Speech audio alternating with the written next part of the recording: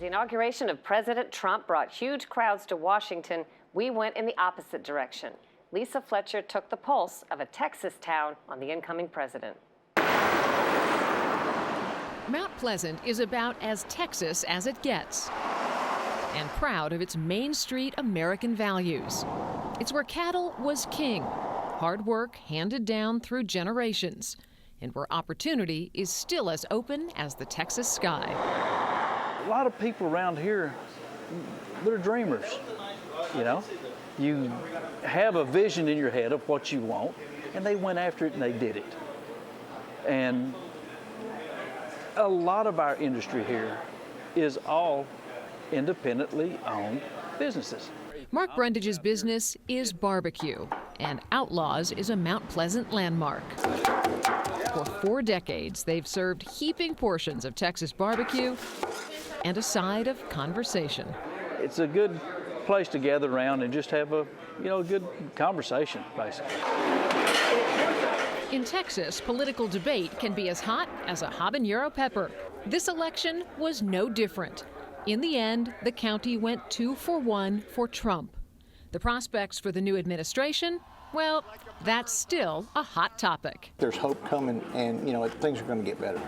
Jim Snyder supported Trump, but the bitterness of a brutal election still lingers. When they called us deplorables, it was hurtful, and I wanted to try to strike back a little bit because we're not deplorable. We're just average American people that want things to be done the right way. Around the room, everyone has their wish list for the new president. I want to get the trade between the countries fixed. I'd actually like to see some reform in health care. I'm in retail, okay? Anything that spurs consumer confidence, I'm good with. He had better come through with the things that he got elected on, I can tell you that.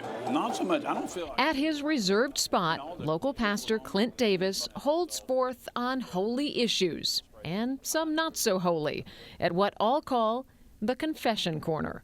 Donald Trump, in my opinion, he's a bombastic blowhard, okay? And he's always going to be that. But I think there's another part of him that's an astute businessman. And so it was kind of like when I voted for him.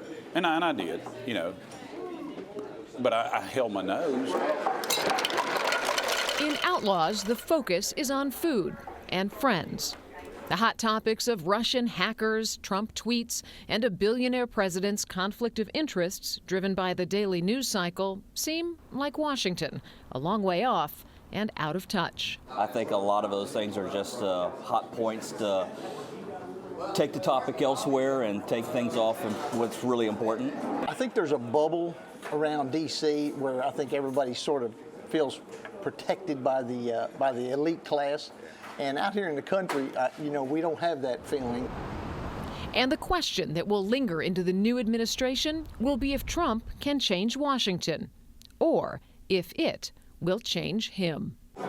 We're not going to have a perfect administration, but I really think he's going to get a lot of what he said he wants to get done. He'll get done. Now, is he going to solve it all? No. He doesn't have a snowball's chance of solving all the problems, but he could make some progress. But if he ends up being just a Republican president, then we're going to be mired right where we are with a whole different set of challenges 4 years or 8 years from now.